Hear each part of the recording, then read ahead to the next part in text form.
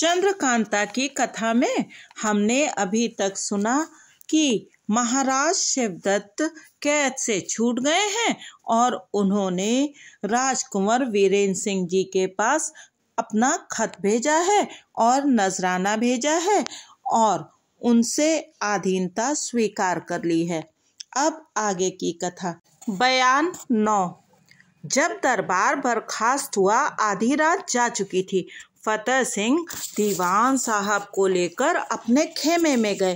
थोड़ी देर बाद कुमार के खेमे में तेज सिंह, देवी सिंह और ज्योतिषी जी फिर इकट्ठे हुए। उस वक्त सिवा इन चारों आदमियों के और कोई वहां न था। कुमार: क्यों तेज सिंह, बुढ़िया की बात तो ठीक निकली? तेज सिंह: जी हाँ, मगर महाराज शिवदत्त के खत से तो कुछ और ही बात पाई जाती है। देवी सिंह: उसके लिखने का कौन ठिकाना, कहीं वह धोखा न देता हो।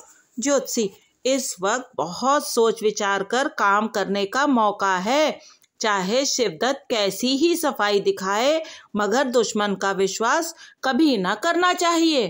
तेज सिंह: आप ज्योतिषी हैं, विचारिए तो, यह खत शिवदत्त ने सच्चे दिल से लिखा है या खटाई रखकर? ज्योतिषी जी: कुछ विचार कर, यह खत तो उसने सच्चे दिल से लिखा है, मगर यह विश्वास नहीं होता कि आगे भी उसका दिल साफ बना रहेगा। तेज सिंह: आजकल तो ऐसे ऐसे मामले हो रहे हैं कि किसी के सिर पैर का कुछ पता ही नहीं लगता। अगर यह खत उसने सच्चे दिल से लिखा है तो अपने छूटने का खुलासा हाल क्यों नहीं लिखा? ज्योतिषी: इसका भी जरूर कोई सबब होगा।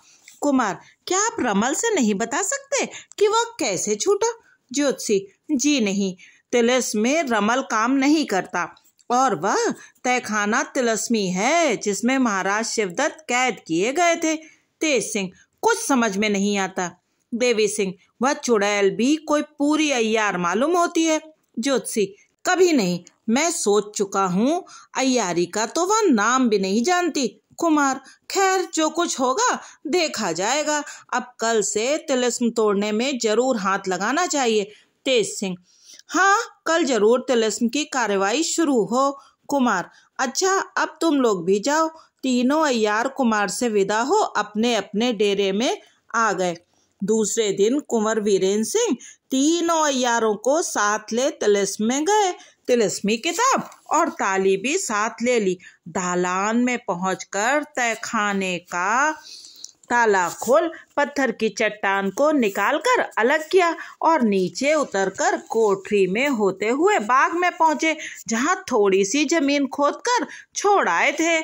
उसी जमीन को ये लोग मिलकर फिर खोदने लगे। 8-9 हाथ जमीन खोदने के बाद एक संदूक मालूम पड़ा, जिसके ऊपर का पल्ला बंद था और ताले का मुंह एक छोटे से तांबे के पत्थर से ढका हुआ था, जिससे अंदर मिट्टी ना जाए। कुमार ने चाहा संदूक को बाहर निकाल ले, मगर ना हो सका। ज्यों ज्यों चारों तरफ से मिट्टी हटाते थे, नीचे से संदूक चौड़ा निकल आता था। कोशिश करने पर भी इसका पता न लग सका वह जमीन में कितने नीचे तक गड़ा हुआ है। आखिर लाचार होकर कुमार ने तिलिस्मी किताब खोली और पढ़ने लगे।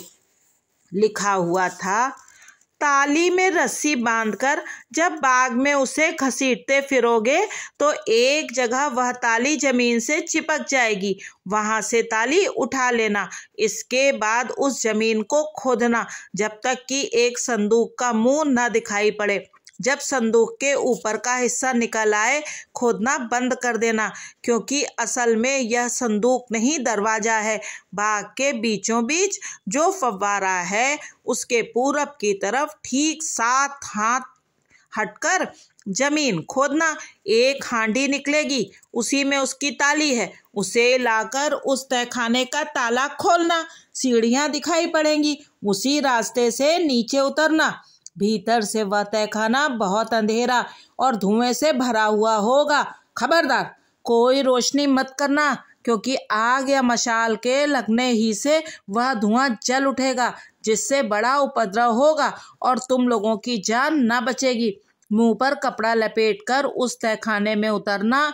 टटोलते हुए जिधर रास्ता मिले जल्दी जल्दी चले जाना, जिससे नाक के रास्ते धुआं दिमाग में ना चढ़ने पाए।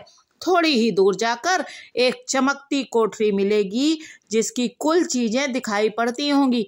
तमाम कोठरी में नीचे से ऊपर तक तार लगे होंगे। बहुत खोज करने की कोई जरूरत नहीं। तलवार से जल्दी जल्दी इन तारों को काटकर बाहर निकल आना। इतना पढ़कर कुमार ने छोड़ दिया। लिखे हुए के मुताबिक बाग के बीचों बीच वाले फव्वारे से 7 हाथ पूरब हटकर जमीन खोदी, हांडी निकली, उसमें से ताली निकालकर तहखाने का मुंह खोला। देवी सिंह ने कहा, अब अपने अपने मुंह पर कपड़ा लपेटते जाओ। तिलिस्म क्या है, जान जोखम है। रोशनी मत करो, अंधेरे में टटोलते चलो, आंख रहते अंधे बनो और जल्दी जल्दी चलो, दिमाग में धुआं भी न चढ़ने पाए।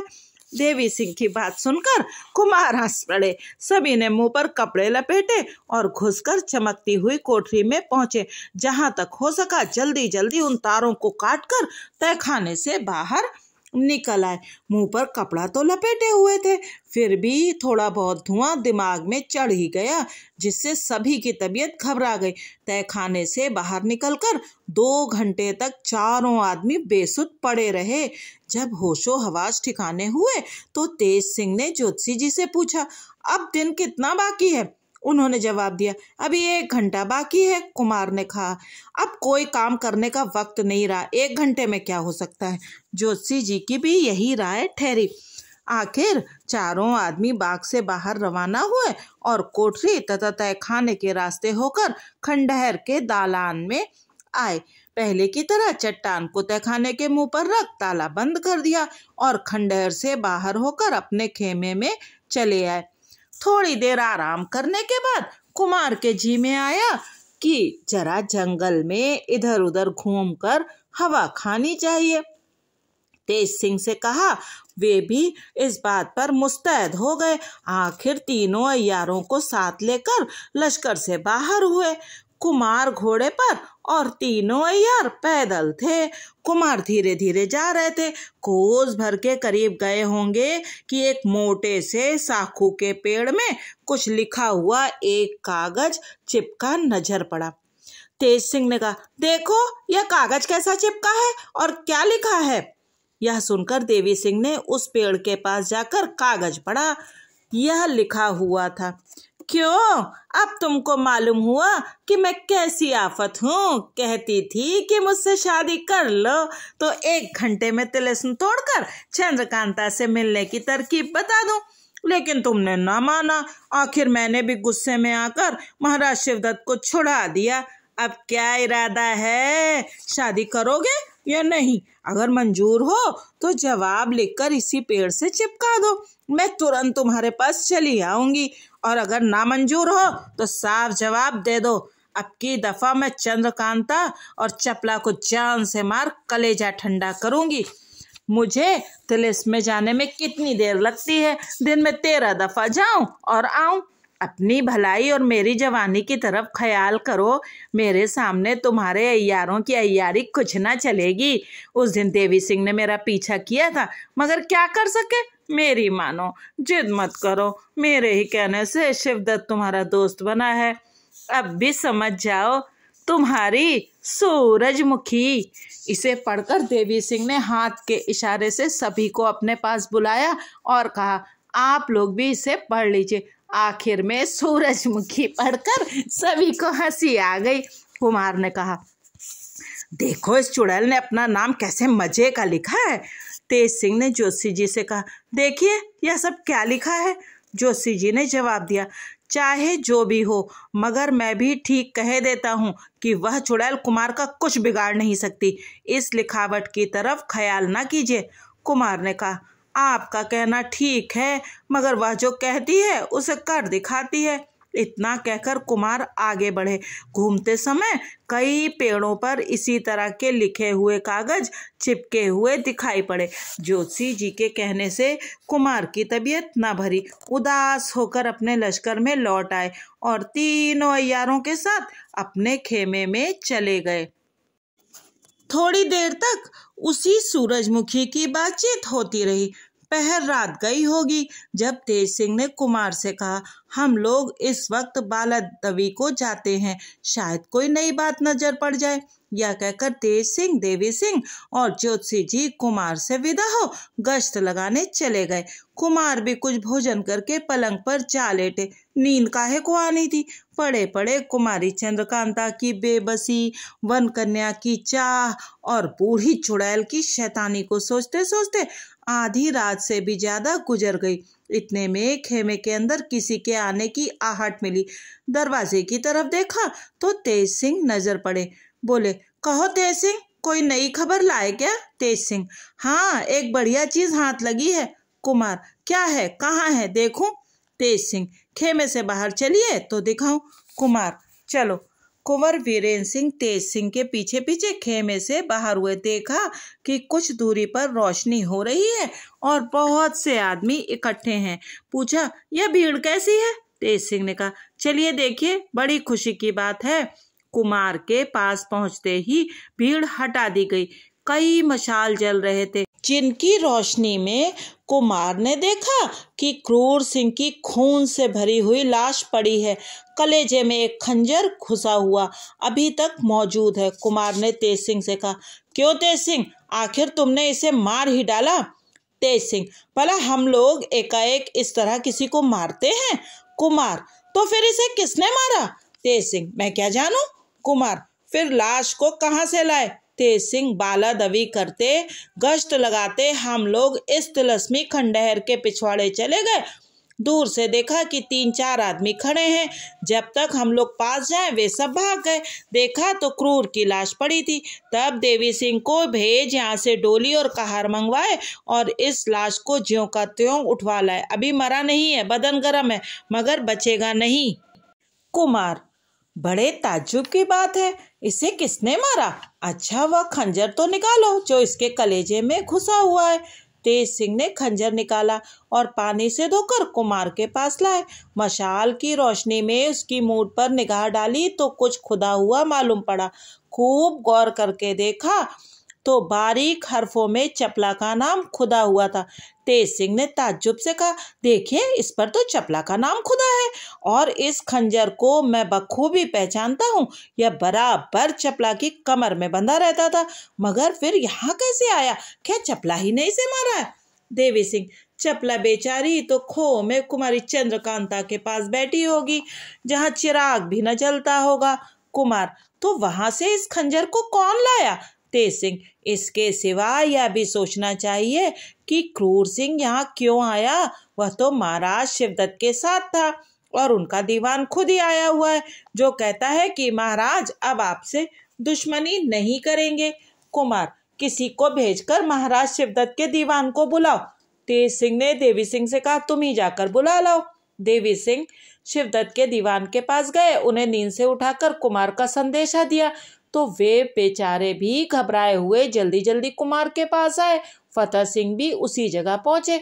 दीवान साहब क्रूर सिंह की लाश देखते ही बोले, बस, यह बदमाश तो अपनी सजा को पहुंच चुका, मगर इसके साथी अहमद और नाजिम बाकी हैं। उनकी भी यही गति होती तो कलेजा ठंडा होता।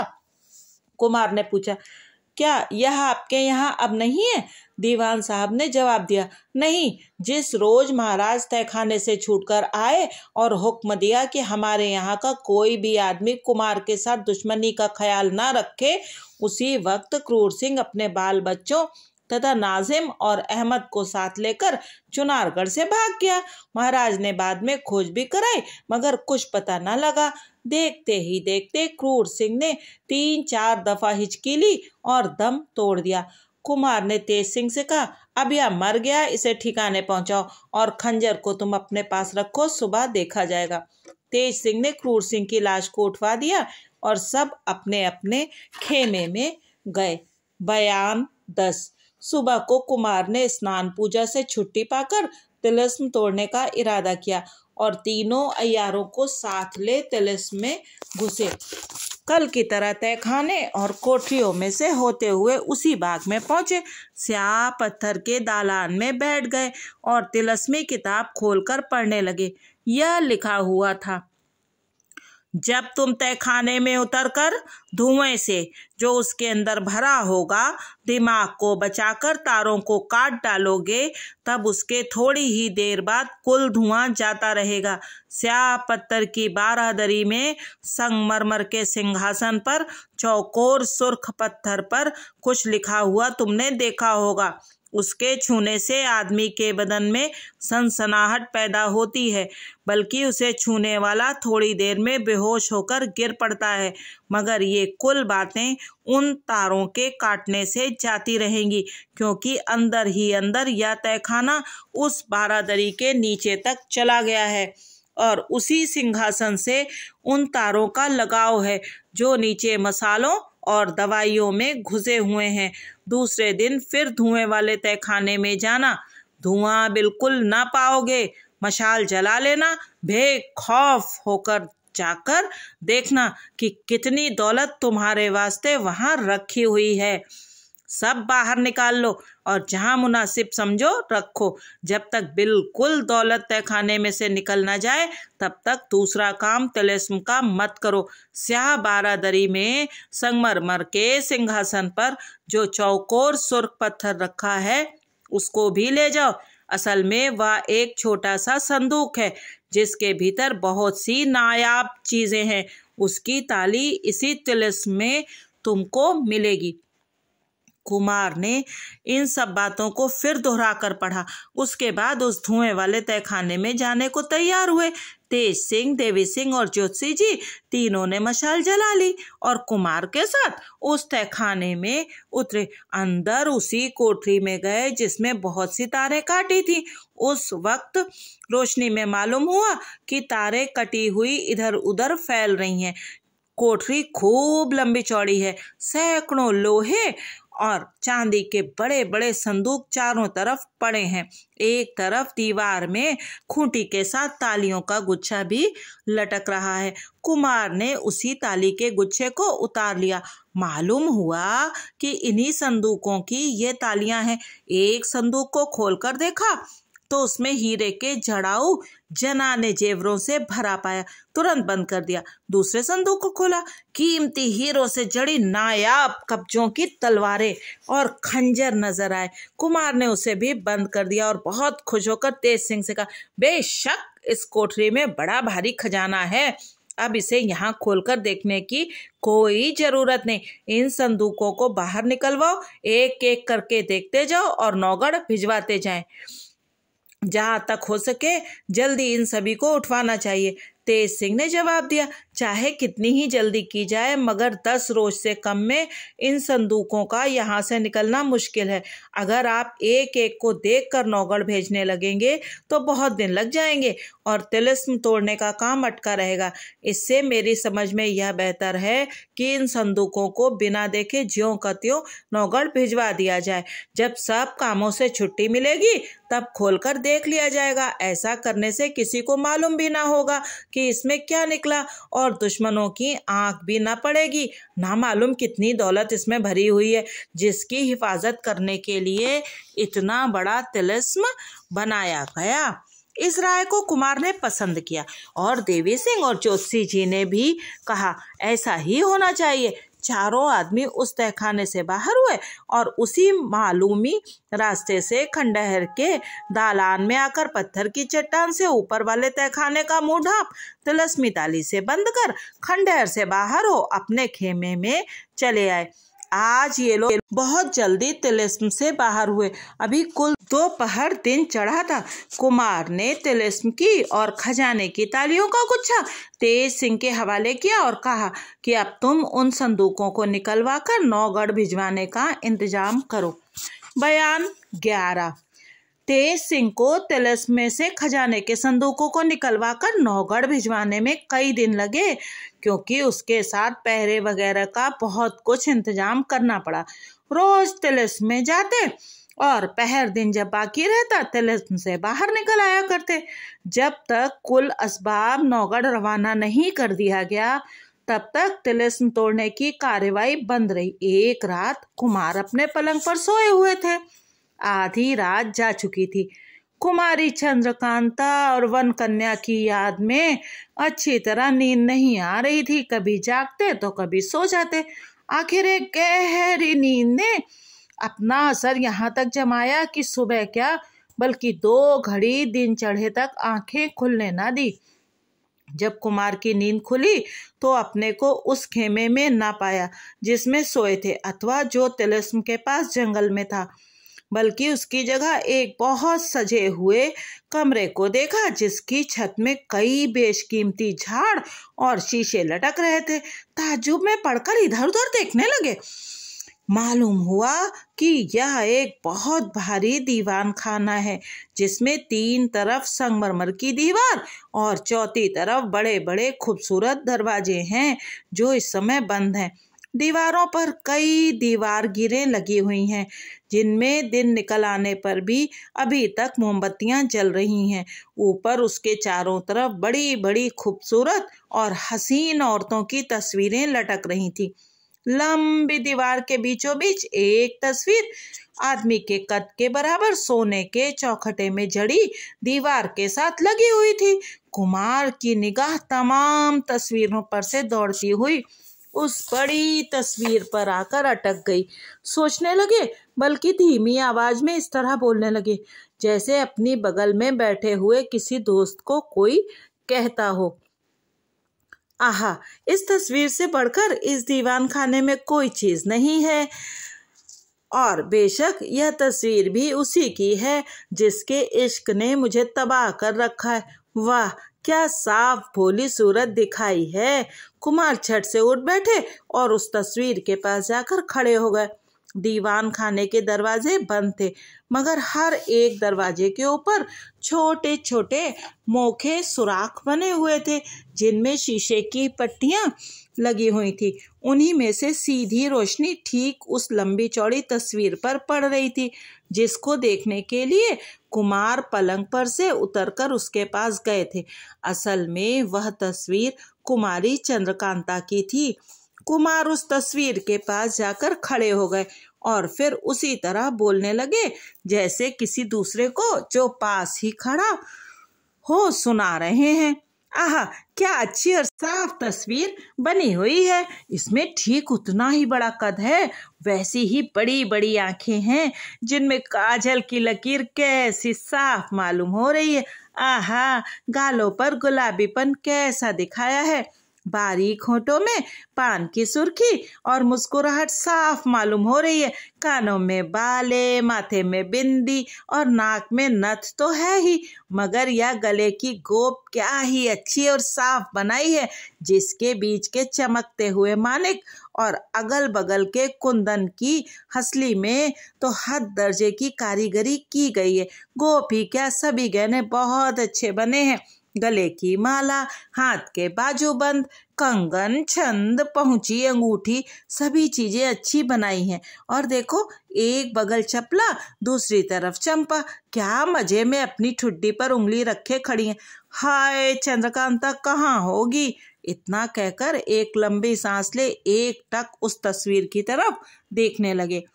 ऊपर की तरफ कहीं से पाजेब की छन्न से आवाज आई जिसे सुनते ही कुमार चौंक पड़े। ऊपर की तरफ कई छोटी मोटी खिड़कियां थीं जो सबकी सब बंद थी। यह आवाज कहाँ से आई? इस घर में कौन औरत है? इतनी देर तक तो कुमार अपने पूरे होशो हवास में न थे, मगर अब चौंके और सोचने लगे, हैं, इस जगह में कैसे आ गया? कौन उठा लाया? उसने मेरे साथ बड़ी नेकी की जो मेरी प्यारी चंद्रकांता की तस्वीर मुझे दिखा दी, मगर कहीं ऐसा ना हो कि मैं ये बातें स्वप्न में देखता हूँ। जरूर यह स्वप्न है। चलो फिर उसी पलंग पर सो रहे। यह सोचकर फिर कुमार उसी पलंग पर आकर लेट गए, आंखें बंद कर लीं, मगर नींद कहाँ से आती। इतने में फिर पाजेब की आवाज ने कुमार को चौंका दिया। अब की दफा उठते ही सीधे दरवाजे की तरफ गए और 7 दरवाजों को धक्का देकर खोल दिया। एक छोटा सा हरा भरा बाग दिखाई पड़ा। दिन अनुमानतः पहर भर चढ़ गया होगा। यह बाग बिल्कुल जंगली फूलों और लताओं से भरा हुआ था। बीच में एक छोटा सा तालाब भी दिखाई पड़ रहा था। कुमार सीधे तालाब के पास चले गए, जो बिल्कुल पत्थर का बना हुआ था। एक तरफ उसके खूबसूरत सीढ़ियां उतरने के लिए बनी हुई थी। ऊपर उन सीढ़ियों के दोनों तरफ दो बड़े बड़े जामुन के पेड़ लगे हुए थे, जो बहुत ही घने थे। तमाम सीढ़ियों पर, बल्कि कुछ जल तक उन दोनों की छाया पहुंची हुई थी। दोनों पेड़ों के नीचे छोटे छोटे संगमरमर के चबूतरे बने हुए थे। बाईं तरफ के चबूतरे पर नरम गलीचा बिछा हुआ था। बगल में एक टोंटीदार चांदी का गड़वा, उसके पास ही शहतूत के पत्तों पर बना बनाया दातुन एक तरफ से चिरा हुआ था। बगल में एक छोटी सी चांदी की चौकी पर धोती, गमछा और पहनने के खूबसूरत और कीमती कपड़े भी रखे हुए थे। दाईं तरफ वाले संगमरमर के चबूतरे पर चांदी की एक चौकी थी, जिस पर पूजा का सामान धरा हुआ था। छोटे छोटे कई जड़ाऊ, पंचपात्र, तश्तरी, कटोरियां सब साफ की हुई थी और नरम ऊनी आसन बिछा हुआ था, जिस पर एक छोटा सा बेल भी पड़ा था। कुमार इस बात पर गौर कर रहे थे कि वे कहाँ पहुंचे, उन्हें कौन लाया, इस जगह का नाम क्या है तथा यह बाग और कमरा किसका है। इतने में ही उस पेड़ की तरफ निगाह जा पहुंची, जिसके नीचे पूजा का सब सामान सजाया हुआ था। एक कागज चिपका हुआ नजर पड़ा। उसके पास गए, देखा कि कुछ लिखा हुआ है। पढ़ा, यह लिखा था, कुंवर वीरेंद्र सिंह, यह सब सामान तुम्हारे ही वास्ते है। इसी बावड़ी में नहाओ और इन सब चीजों को बरतो, क्योंकि आज के दिन तुम हमारे मेहमान हो। कुमार और भी सोच में पड़ गए कि यह क्या, सामान तो इतना लंबा चौड़ा रखा गया है, मगर आदमी कोई भी नजर नहीं पड़ता। जरूर यह जगह परियों के रहने की है और वे भी इसी बाग में फिरती होंगी, मगर दिखाई नहीं पड़ती। अच्छा, इस बाग में पहले घूम कर देख लें कि क्या क्या है, फिर नहाना धोना होगा। आखिर इतना दिन तो चढ़ ही चुका है, अगर कहीं दरवाजा नजर पड़ा तो इस बाग से बाहर हो जाएंगे। मगर नहीं, इस बाग का मालिक कौन है और वह मुझे यहाँ क्यों लाया? जब तक इसका हाल मालूम ना हो, इस बाग में से जाने को कैसे जी चाहेगा। यही सब सोचकर कुमार उस बाग में घूमने लगे। जिस कमरे में कुमार की नींद खुली थी, वह बाग के पश्चिम की तरफ था। पूरब की तरफ कोई इमारत न थी, क्योंकि निकलता हुआ सूरज पहले ही से दिखाई पड़ रहा था, जो इस वक्त नेज़े बराबर ऊंचा आ चुका होगा। घूमते हुए बाग के उत्तर की तरफ एक और कमरा नजर पड़ा, जो पूरब की तरफ वाले कमरे के साथ सटा हुआ था। कुमार ने चाहा कि उस कमरे की भी सैर करे, मगर ना हो सका, क्योंकि उसके सब दरवाजे बंद थे। अतः आगे बढ़े और जंगली फूलों, बेलों और खूबसूरत क्यारियों को देखते हुए बाग के दक्षिण की तरफ पहुंचे। एक छोटी सी कोठरी दिखाई पड़ी, जिसकी दीवार पर कुछ लिखा हुआ था। पढ़ने से मालूम हुआ कि पाखाना है। उसी जगह लकड़ी की चौकी पर पानी से भरा हुआ एक लोटा भी रखा था। दिन 1.5 पहर से ज्यादा चढ़ चुका होगा। कुमार की तबीयत घबराई हुई थी।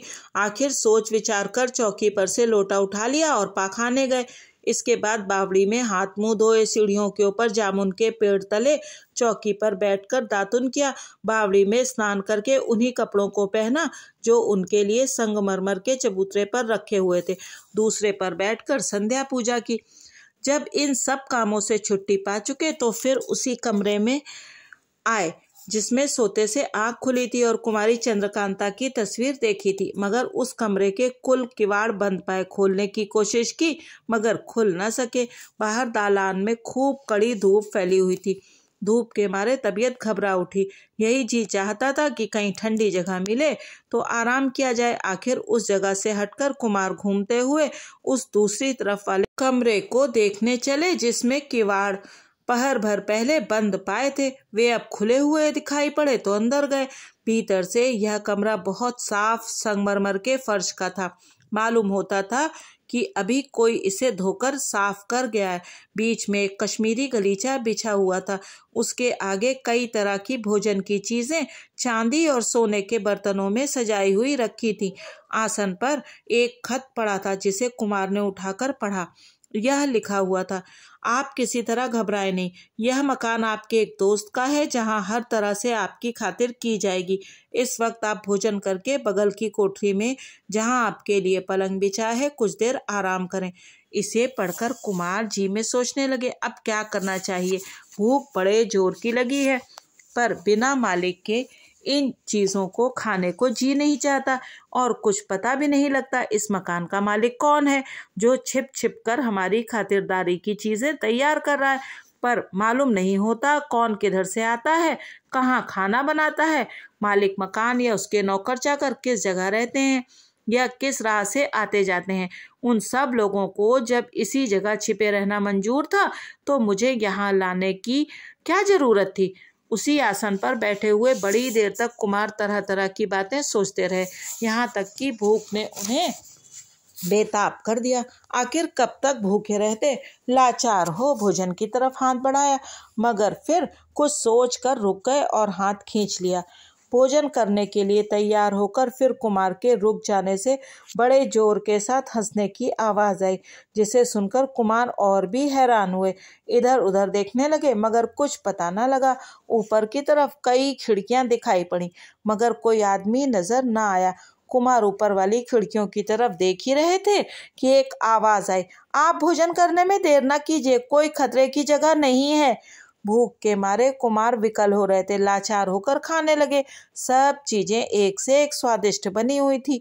अच्छी तरह से भोजन करने के बाद कुमार उठे। एक तरफ हाथ धोने के लिए लोटे में जल रखा हुआ था, अपने हाथ से लोटा उठा लिया, हाथ धोए, उस बगल वाली कोठरी की तरफ चले। जैसा कि पुर्जे में लिखा हुआ था उसी के मुताबिक सोने के लिए उस कोठरी में निहायत खूबसूरत पलंग बिछा हुआ था।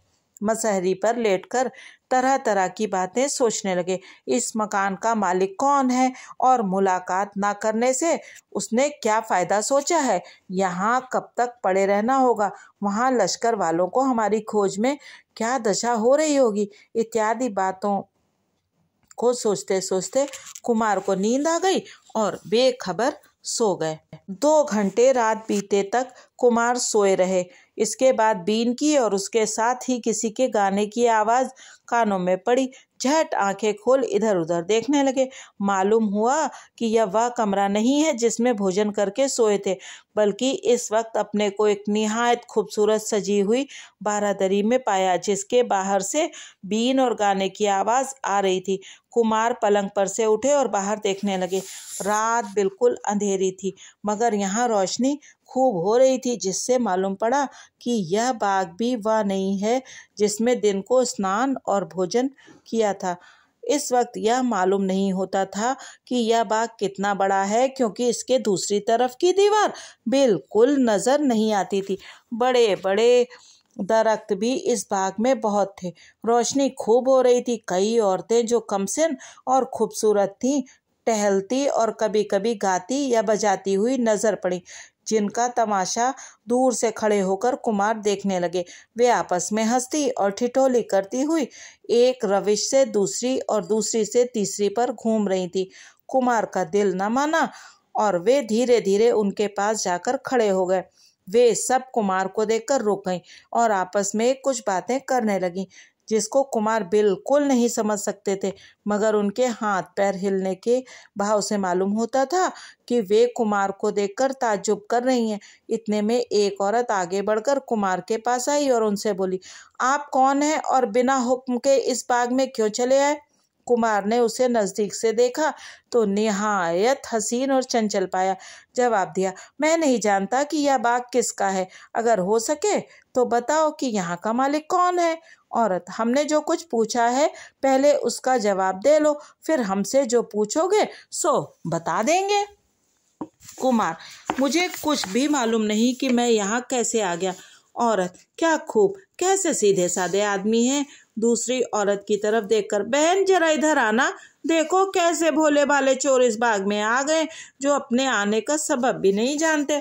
उस औरत के आवाज देने पर सभी ने आकर कुमार को घेर लिया और पूछना शुरू किया, सच बताओ तुम कौन हो और यहाँ क्यों आए हो? दूसरी औरत, जरा इनकी कमर में हाथ तो डालो, देखो कुछ चुराया तो नहीं। तीसरी, जरूर कुछ न कुछ चुराया होगा।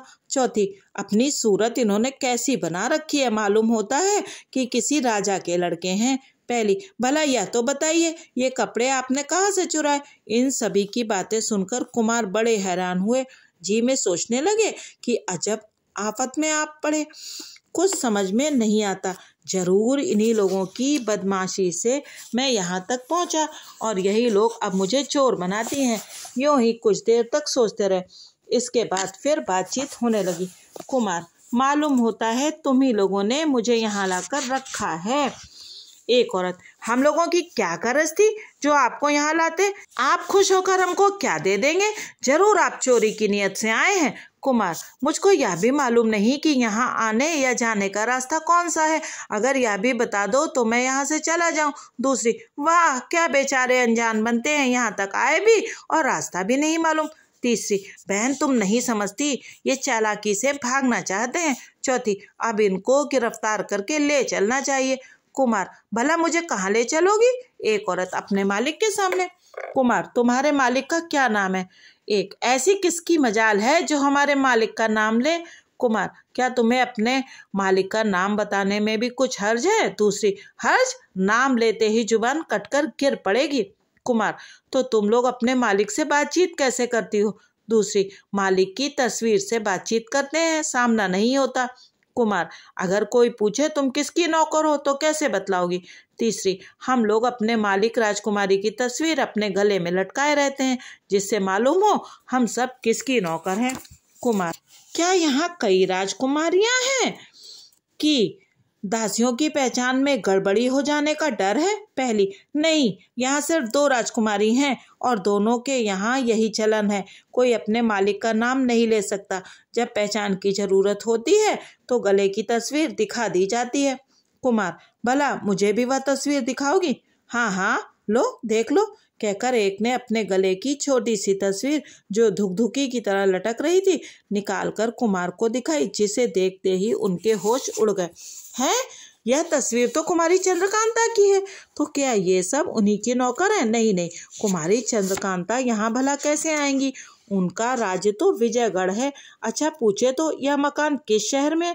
कुमार, भला या तो बताओ इस शहर का क्या नाम है जिसमें हम इस वक्त हैं? एक, इस शहर का नाम चित्रनगर है, क्योंकि सभी के गले में कुमारी की तस्वीर लटकती रहती है।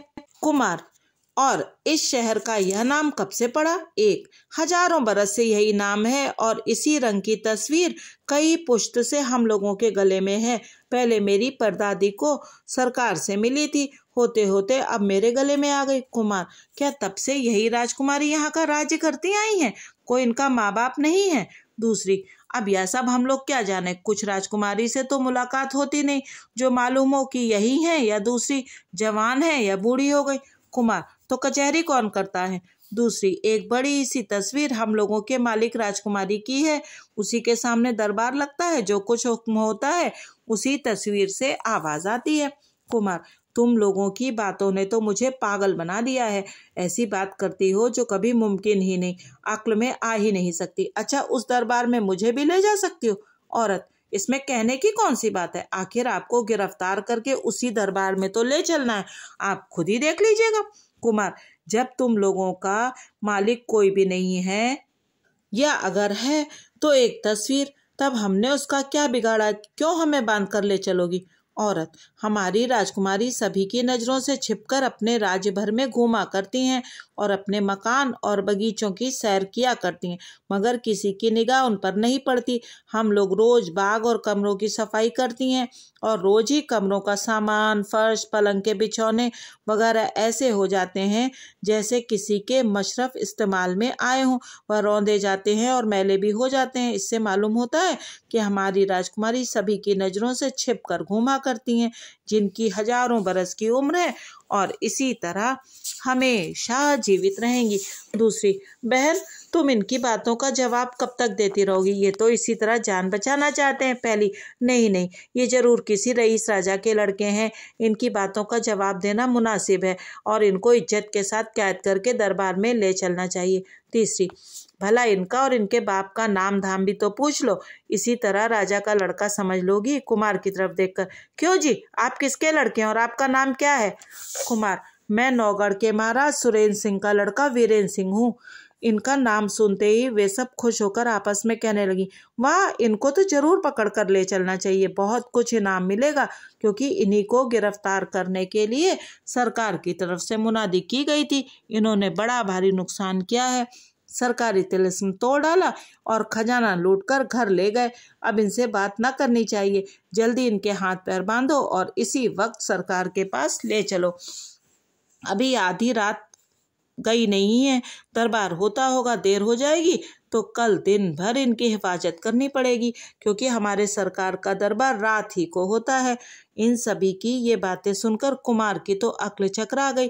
कभी ताज्जुब, कभी सोच, कभी घबराहट से इनकी अजब हालत हो गई। आखिर उन औरतों की तरफ देखकर बोले, फसाद क्यों करती हो? हम तो खुद ही तुम लोगों के साथ चलने को तैयार हैं। चलो देखें तुम्हारी राजकुमारी का दरबार कैसा है।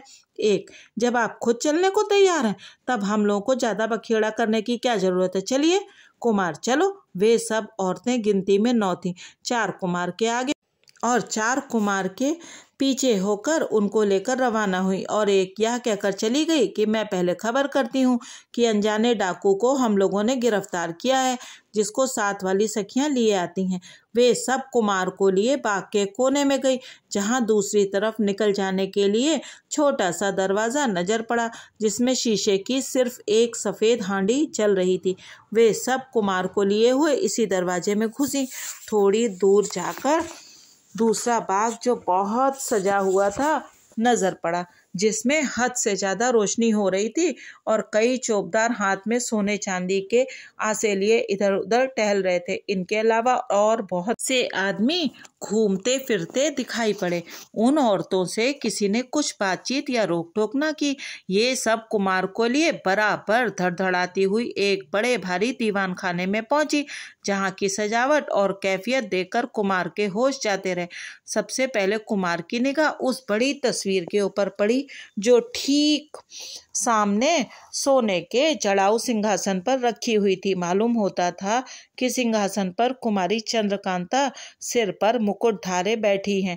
ऊपर छत्र लगा हुआ है और सिंहासन के दोनों तरफ 2 जिंदा शेर बैठे हुए हैं, जो कभी कभी डकारते और गुर्राते भी थे।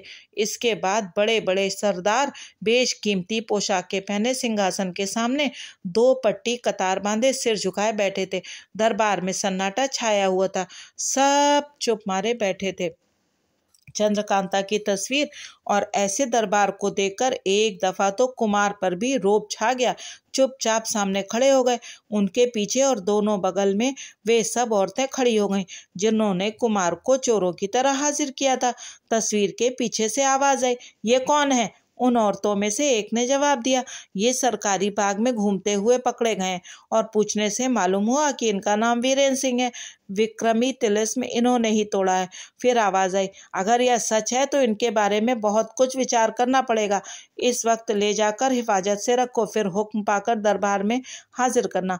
उन लड़कियों ने कुमार को एक अच्छे कमरे में ले जाकर बिठाया, जो हर तरह से सजा हुआ था, मगर कुमार अपने ख्याल में डूबे हुए थे। नए बाग की सैर और तस्वीर के दरबार ने उन्हें अचंभे में डाल दिया था।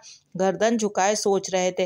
पहले बाग में जो ताज्जुब की बातें देखी उनका तो पता लगा ही नहीं, इस बाग में तो और भी बातें दिखाई देती हैं, जिनमें कुमारी चंद्रकांता की तस्वीर और उनके दरबार का लगना और भी हैरान कर रहा है। इसी सोच विचार में गर्दन झुकाए लड़कियों के साथ चले गए। इसका कुछ भी ख्याल नहीं कि कहाँ जाते हैं, कौन लिए जाता है या कैसे सजे हुए मकान में बैठाए गए हैं।